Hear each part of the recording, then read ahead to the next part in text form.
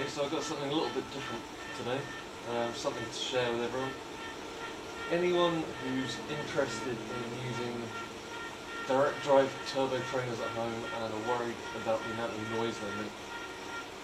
Now, this probably sounds pretty loud, and you'd be right, but I have a hack, not a hack, a tip that should make any direct turbo significantly quieter.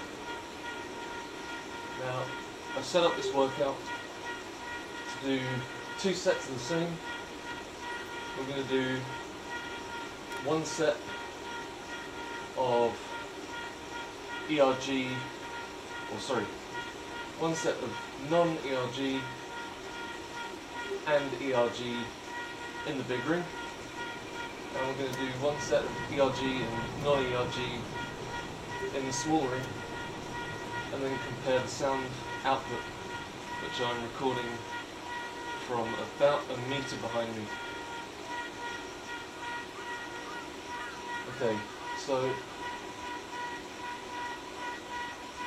I'll just let myself get all warmed up now. I only just started. For the sake of testing properly, to keep this in the same gearing for each time. Now this is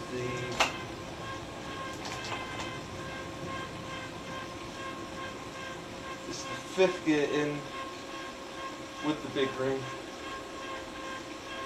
and let's see what the sound output is like. I've clearly underestimated the gearing on this, so I'll shift everything up to the 3rd sprocket. There we go. So that's 70 RPM, around the 150 watt mark. We're seeing about 19 to 25 decibels on top of normal ambient noise levels.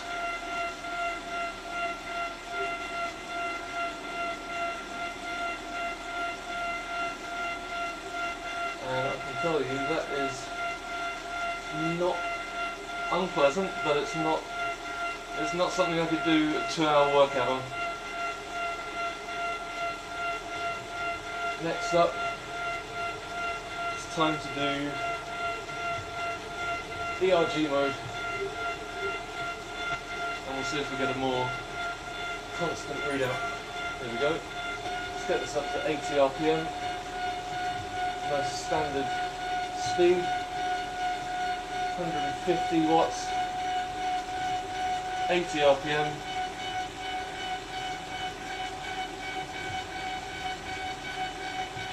And from a metre away, that's somewhere between 20 25 decibels.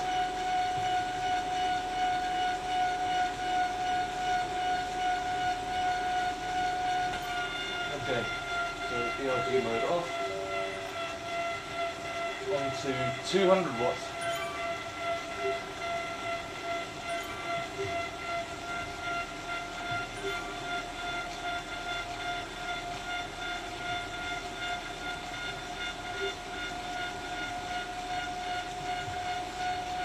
Back up to 80 RPM.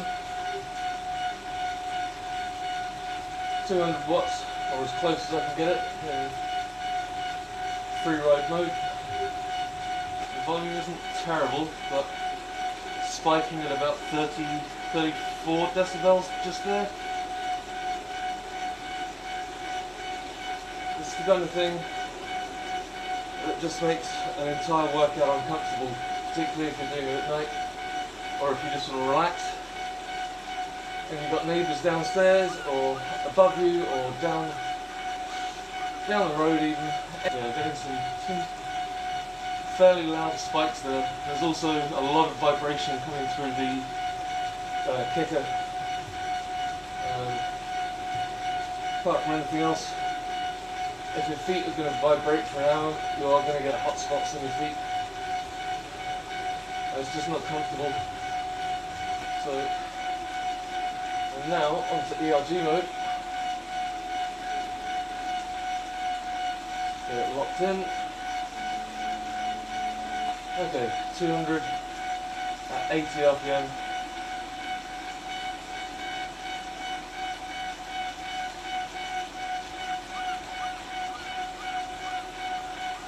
And that's quite level now, just above 22, 23.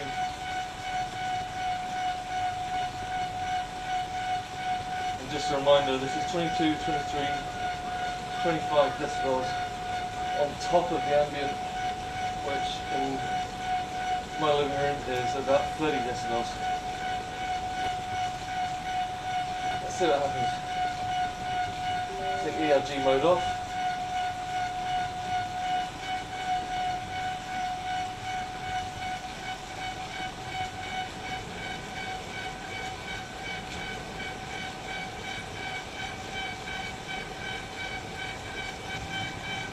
Now, the sound meter might not pick this up, but I'm pretty sure the camera will. Okay, there we go, back up to 26, 27 decibels. But the frequency of the whining coming from the kicker really is getting unpleasant now. Very high pitched. Let's see if there's any difference in ERG mode. Okay, sticking to 80 RPM. A little dip in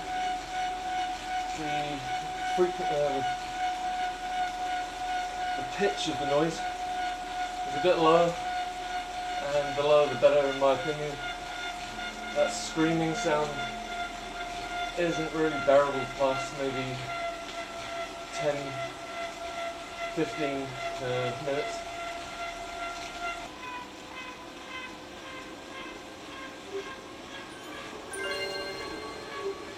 Okay, let's resume this again. And this is more of an out of the saddle, up the hill kind of effort. And let's take ARG mode off for a minute.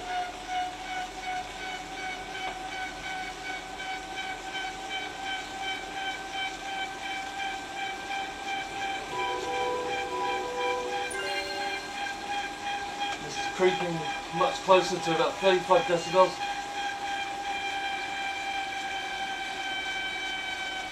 And this is from one of these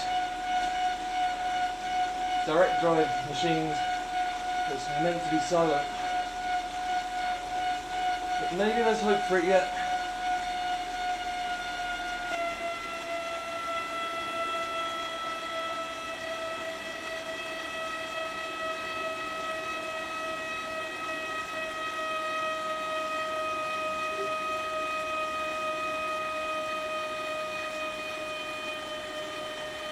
Okay, and for the second part of the test, which I wrongly said was going to be ERG and non-ERG mode, this is going to be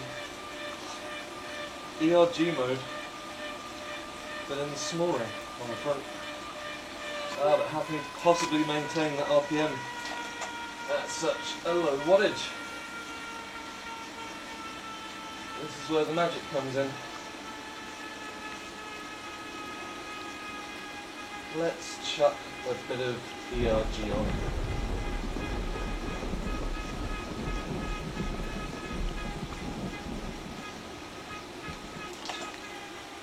Drop it down into the third from the inside of the cassette.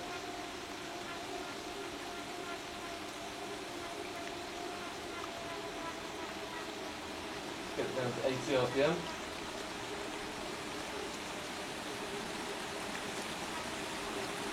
Now, I'm still doing the same 150 watts that I did in the first half of the test, on the first segment. But now my decibels, when I'm not talking, actually hovering under 10 decibels for the same bit. So I don't know what that is on my terrible memory thinking back to the first half of the test, but I'd say that's close to 50% more quiet.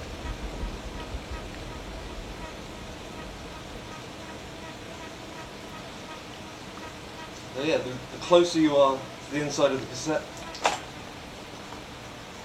the better, in theory, that should get. Unless your gears are indexed really badly like mine.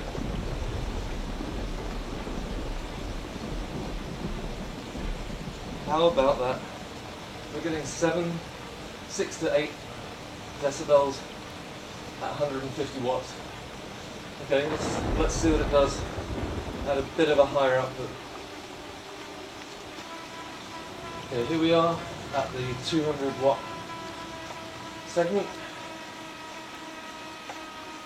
My RPM back down to that same 80 RPM. Try and keep this test as consistent as possible. And off we go.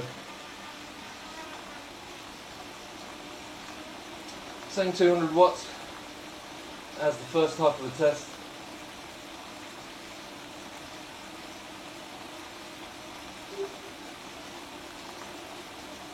And we're idling at 7 to 10 decibels. Pretty incredible difference. There's almost no vibration through the pedals. There's no whirring. It's that, as I mentioned in one of my previous episodes, it's barely louder than a microwave. As the decibel meter actually confirms now, it's under 10 decibels. So it's all looking very promising. Let's see what it does at 240. Back down to 80 RPM. ERG mode is still on. And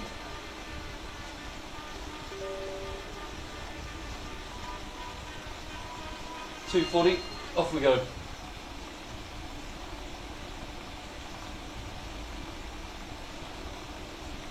.80 RPM.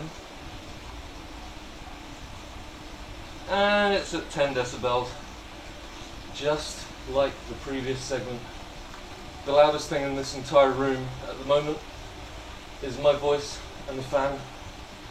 And the fan I've already compensated for on the sound meter. I'll just pause this for a second and stop pedaling.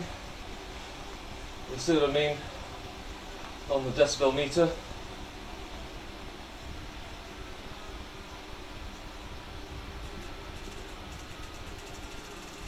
Just wait for my free hub to stop.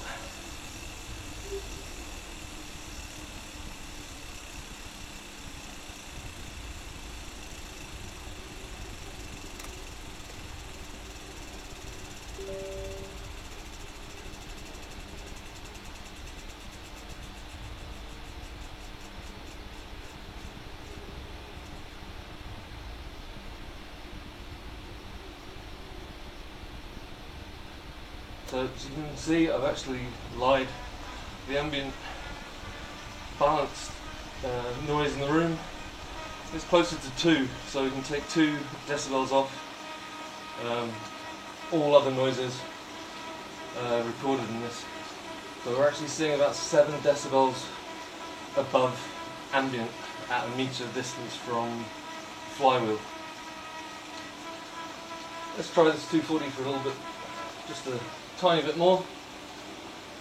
Get my legs warmed up a little bit. So we're on 240 again. PM, kind of grindy. There's a little whir. At 70, it's a tiny bit more high pitched. At 80, the turbo kind of loses out to the chain. The chain is now the noisiest thing in the room again, which is pretty bad. For my maintenance skills, I'm going to remedy that very soon. And straight into the 350, which would normally be out of the saddle kind of stuff. In fact, why not? Out of the saddle, here we go. Even stomping, I'm getting 15 decibels above ambient, which is frankly ridiculous. And just as a reminder of what it did sound like, let's go back into the big ring again.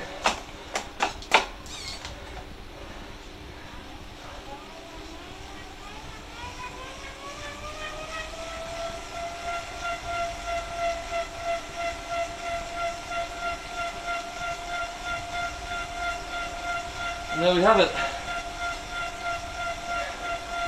Pretty conclusively, the best way you can have a truly silent workout at any time of day on a direct drive turbo. I hope this helps someone, anyone out there, particularly people who might be stuck inside doing turbo work by necessity through injury or illness like I've been.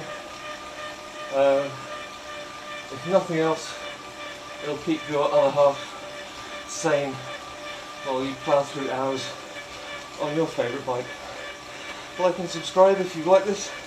Hope it's been helpful, and I'll be back on soon.